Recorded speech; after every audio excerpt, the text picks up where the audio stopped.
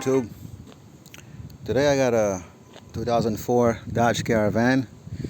The customer complaint, well, he has many complaints, but main one for him because he says the car, he only needs about 3 months with the car and then whatever else. Anyhow, the fans were not working. So I didn't use any high tech, meaning no bi-directional tools. So I came in just to check the fuse, make sure the fuse was good. Then I came and turned on the AC, and I'm trying to check for power coming from the connector there at the fan itself. Both of them, no power. So I know I had a feed issue. I also had a code in the computer, P0480. I didn't check the code or nothing like that because I'm like, well, this is a simple circuit. I should be able to figure it out without any fancy materials here. So anyway, from that point, I went straight for the relay because we know the relay could potentially be, because if the fuse is good and the fuse is sending power there, then the relay has to, in turn send that power to the fans. But the relay has to be grounded. The relay is a 4-pin relay. You got 2 big pins and you got a small one.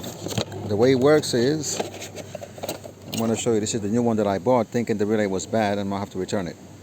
This first pin is going to be the constant power. The second pin is going to be a constant ground. Okay.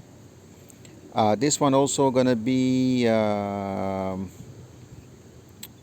switching power, I believe. The first small one. And this last pin to the right, that's going to be the actually this is a switching one. This is a computer switched ground.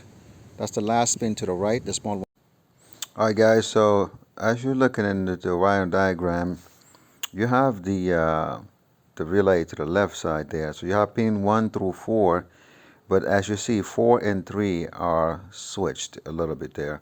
So just recognize that 4 should be the switching ground, and it's supposed to be the last pin all the way to the right when you're facing the relay. So that's the switching ground there. That last pin right there, that's the computer switched ground. When I came in, I kind of rushed into my diagnosing, honestly. I overshot it. That's why I actually got this, because I thought for sure this was bad. That was my fault. So when I came in today, I just trying to install this and see if it would work, and it didn't work. And I was having the same symptoms, so I already knew like this was not my problem. So that's when I went to try to figure out which of these is a ground side switch. And I found out that was this right here. So I gave it ground and it worked.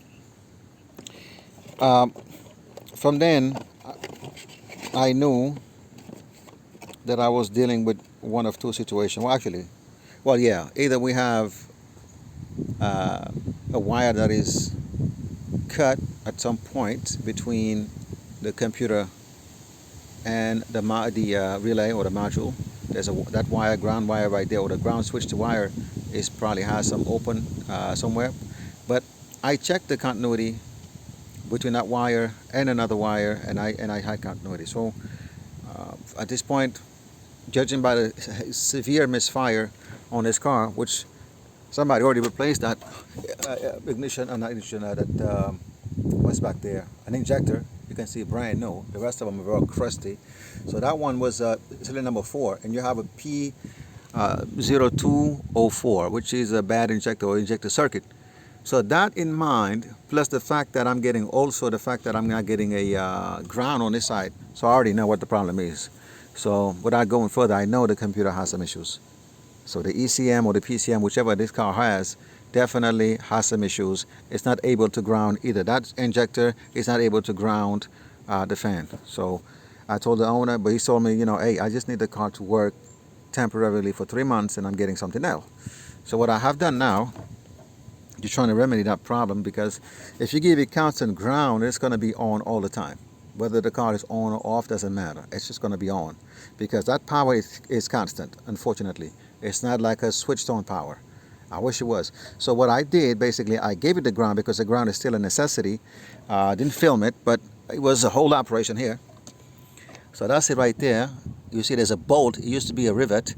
So that wire like I said, see that tape that I put? So I basically spliced in an extra ground, and that ground is actually under this module, under the bolt that I put there.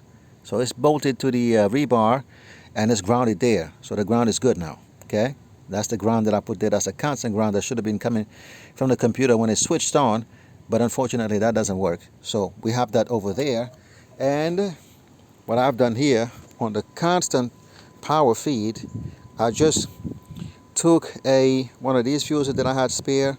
I took one of the legs and I saw that usually you can get these connectors sometime. I don't know what they call these connectors, but connectors was similar to them. You can get them at the auto store. I didn't have one, so I use this relay, which is a blow motor relay that I use the switch side, the power switch side, on one side to give power to this leg, that the circuit would have been bridged otherwise by the fuse. Now I'm giving it independent power from the switch here. So when this relay switches on, it gives power, so it doesn't become on all the time. So now, as you can see, everything is off, no fan action. When I go in there and turn the car to access the remote or on,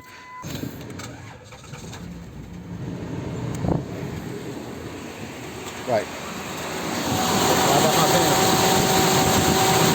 See that? Yeah, severe misfire, complete severe misfire. But like I said, the owner doesn't care to fix it. So at least this part of the job is fixed. He can have his fan on now, and so the car doesn't overheat.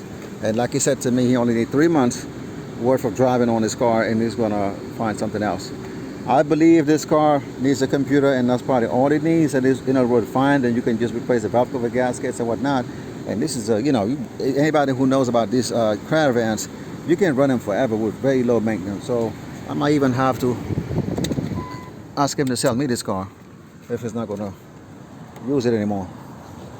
Anyway, that was the gist of this situation. Like I said, I came here at night. At the end of the day, honestly, I didn't give it the diagnosis that it deserved. But long story short, this issue is now temporarily fixed. The owner will be able to, drive the car and not worry about overheating situations. And then that's about it, guys. So I'm going to go ahead and put this small cover that goes up top here and go get paid.